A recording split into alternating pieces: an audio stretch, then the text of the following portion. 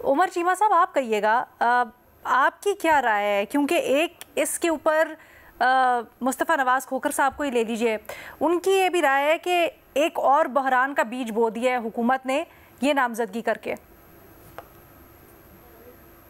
अलीना, पहली बात तो ये है कि जस्टिस यही आफरीदी की तैनाती जो है उससे फेडरेशन मजबूत हुई है। आप देख लें कि हम इस पैनल में जो पंजाबी लोग हैं, हम यही आफरीदी जो है उनको अप्रिशिएट कर रहे हैं, हम कह रहे हैं कि बहुत अच्छी उनकी तैनाती है।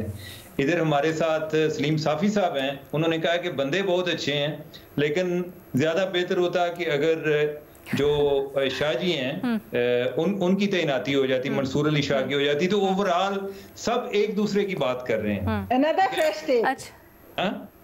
Another fresh take, Umar. Very good. बात है कि देखें, ये जो बातें हो रही है ना, ये जो उमर का तो जेलस होना बनता है। मुझे नहीं पता कि आप भी इससे इतनी वो होंगी।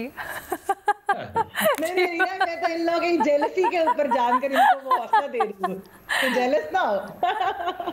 जी उमर। तो बाकी जो था ना, महमल का जो इंटरेस्टिंग टेक था, उसके हवाले से जो बहस चल रही थी शहजाद के दरमियान और महमल के दरमियान, देखें, मैं वैसे पहले भी मैं ये बात करता आया हूँ कि जो मुकालमे की बड़ी अशद जरूरत है डायलॉग की। जब अदारों में डायलॉग बंद हो जाता है ना, तो फिर यही है कि जिसके पास जो भी पावर होती है वो प्रिवेल करने की कोशिश करता है। हमारे यहाँ हम बाज़ कोई चीज़ें इस तरह अज्यूम कर ली हैं या कर ली थी कि दरवाजे बंद हो चुके थे, और उसका नतीजा ये हुआ कि वो आईनी तरमीम की शक्ल में आया। अब यह है कि जब हम गवर्नमेंट की बात करते हैं कि गवर्नमेंट जो है वो ज्यादा पैनिक हो गई थी, गवर्नमेंट के सारे स्टेक ही इस फैसले के साथ वाबस्ता थे, और इस फैसले को वो किस तरह नजरअंदाज कर सकते थे।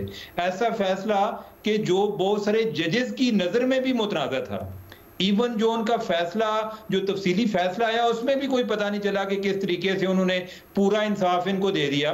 मेरी बात हो रही थी किसी एक नैब के एक विक्टिम से, उन्होंने कहा कि मैं 4 साल नैब का विक्टिम रहा हूं और मुझे तो जजेस ने को पूरा इंसाफ नहीं दिया। मेरी फैमिली ने इतना सफर किया है, मुझे फाइनेंशियल लॉस ये हुए हैं, मुझे या तो फिर सबको पूरा इंसाफ दें या ये सिर्फ इमरान खान के लिए आया था। तो फैसला वो मुतनाज़ा था। वो अलग बात है कि मेजॉरिटी जो है उन्होंने क्या फैसला किया, यानी कि वो उस पर राय जो है दो तो मौजूद हैं, ये तो नहीं कह सकते ना कि एक राय है। और फिर जिस तरीके से शाह जी ने उसको आगे चलाने की कोशिश की कि बार बार उस पर वजातें भी आई, ना तो फैसलों के ऊपर तो हमेशा से दो राय रहती है। लेकिन मुझे एक चीज़ बताएं, हमने ये क्योंकि अपॉइंटमेंट्स का तरीकाकार इससे पहले हमने फ़ौज के इदारे में ही देखा, वहाँ पर हमने देखा कि जब किसी जूनियर को एलिवेट कर दिया जाता है किसी पोजीशन के ऊपर, तो जो नीचे होते हैं वो इस्तीफ़ा दे देते हैं या सुबक दोष हो जाते हैं। क्या यहाँ पर भी वो रिवायत फॉलो होगी या निज़ाम कंटिन्यू करेगा, सिस्टम जिस तरह से उसी तरह कंटिन्यू करेगा? अलीना, एक तो रवायात बनते हुए टाइम लगता है। अभी तो इधर काम शुरू हुआ है, ये पहली दफ़ा है कि इस तरह से कोई 3 जजेस में से कोई एक ही अपॉइंटमेंट हुई है। तो अब देखें कि ट्रेडिशन अभी इस्टेब्लिश होती है या बाद में होती है। लेकिन एक बात है कि अगर किसी ने जो जस्टिस यही आफरीदी हैं उनसे राय ली कि आपके ख्याल में जो सीनियर जजेस हैं उनको क्या करना चाहिए, तो उनका गालिबन यही ख्याल है कि उनको रिजाइन करना चाहिए। और मैं ये इस केस के हवाले से बात नहीं कर रहा कि अगर हो सकता है कि कहा जाए कि मंसूर अली शाह जो आपके बड़े अच्छे दोस्त हैं इनको चला जाना चाहिए, वो कहेंगे कि शायद मैं इसके बारे में फैसला नहीं कर पाता। लेकिन वो तो किस बेसिस पे कहा है फिर आपने?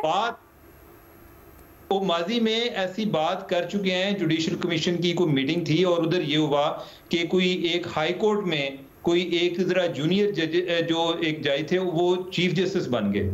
तो उस पर उन्होंने कहा कि मेरे ख्याल है कि जो इनसे सीनियर है, जो पीछे रह गए हैं, उनको रिजाइन कर देना चाहिए। अब ये है कि ये राय है पर्सनल, ठीक है, ये ट्रेडिशन की, जिस तरह आपने बात की, ये ट्रेडिशन है, ये कानून नहीं है। ये अब जो है ये जज की डिस्क्रिप्शन पे है कि वो जाना चाहते हैं या वो रहना चाहते हैं। अच्छा, लेकिन सलीम साफ़ी साहब, फोर्सेस में होता है ना कि एक डिकोरम होता है, फाइल इन रैंक होता है, तो उसकी बुनियाद पर ये डिसीजन लिया जाता है। ऑब्वियसली उससे मुतालिक भी कोई पाबंदी नहीं है, ये अपनी डिस्क्रेशन होती है। यहाँ पर क्या ये चीज़ लागू करती है? नहीं, देखिए, फोर्सेस और सुप्रीम कोर्ट के स्ट्रक्चर में बहुत फ़र्क है। फोर्सेस में जो चीफ बन जाता है तो फिर वही मुतलक अथॉरिटी है और चीफ के पास जितने इख्तियारात है वो किसी भी अपने नंबर 2 नंबर 3 को एक ही आर्डर से घर भेज सकते हैं। उनके किसी इक़दाम को आप किसी अदालत में चैलेंज नहीं कर सकते, उस पर किसी जगह पे तनकीद नहीं कर सकते। और जो 2 बंदे या 3 बंदे अगर सीनियर रह जाए तो उनको भी फिर अपने चीफ को सलूट करना पड़ेगा। लेकिन सुप्रीम कोर्ट में तमाम जजेस, अगर उनमें से एक चीफ जस्टिस होता है लेकिन तमाम जजेस बराबर होते हैं, इसलिए इन दोनों का इसका मुआवजा फौज के उससे मेरे ख्याल में करना मुनासिब नहीं है। ठीक है, शहजाद महमल को इस चीज़ के ऊपर कुछ? जी शहजाद। मैं इस पर कमेंट करना चाह रहा हूँ। एक तो देखिए, इस बात में भी ये मिसाल जो है फौज की देना गलत है कि अगर कोई लेफ्टिनेंट जनरल से प्रमोट नहीं होता आर्मी चीफ के ओहदे पे तो बाकी लेफ्टिनेंट जनरल इस्तीफा दे देते हैं। एक तो ये क्योंकि ऑब्वियसली जैसे साफी साहब ने कहा आर्मी चीफ जो है ऑब्वियसली उनका एक बॉस बन जाता है, ठीक है, और लेफ्टिनेंट जनरल के पास पे टाइम भी नहीं होता, 2-4 महीने होते हैं, उनकी रिटायरमेंट वैसे ही करीब होती है तो वो रिटायर हो जाते हैं। यहाँ पे कॉन्सेप्ट ही डिफरेंट है ना, ऑल जजेस आर इक्वल। जो चीफ जस्टिस है वो एडमिनिस्ट्रेटिव पावर्स तो हैं, लेकिन इसके अलावा वो कोई दूसरे जजेस उनके मातहत नहीं होते। चीफ जस्टिस बनने के बाद वो इंडिपेंडेंट होते हैं, अपने इंडिपेंडेंट जजमेंट दे सकते हैं। ये मिसाल इसलिए मेरे ख्याल से यहाँ पे गलत है और मंसूर अली शाह साहब और मेरे ख्याल से मुनीब अख्तर साहब को ना इस्तीफा देना चाहिए, ना मेरी राय में वो इस्तीफा देंगे। दूसरी बात ये कि एक और भी मिसाल बार बार दी जाती है और कल मैं देख रहा था डिफेंस मिनिस्टर ख्वाजा आसिफ साहब भी बार बार ये कह रहे थे कि देखें वहां पे भी हमारे पास 3-4 नाम आते हैं और उसमें से एक को हम chief of army staff appoint करते हैं। और वहां पे शाहजेब ने उनको कहा भी एक दफा कि देखें वो एग्जीक्यूटिव का डोमेन है, एग्जीक्यूटिव चाहे 4 नामों में से चुने, 10 नामों से चुने, चाहे नाम ले भी ना, वो एक ट्रेडिशन है। यहाँ पे जुडिशरी इंडिपेंडेंट इदारा है, ट्राइकोटोमी ऑफ पावर है, उसमें तीसरा पिलर है वो आपका।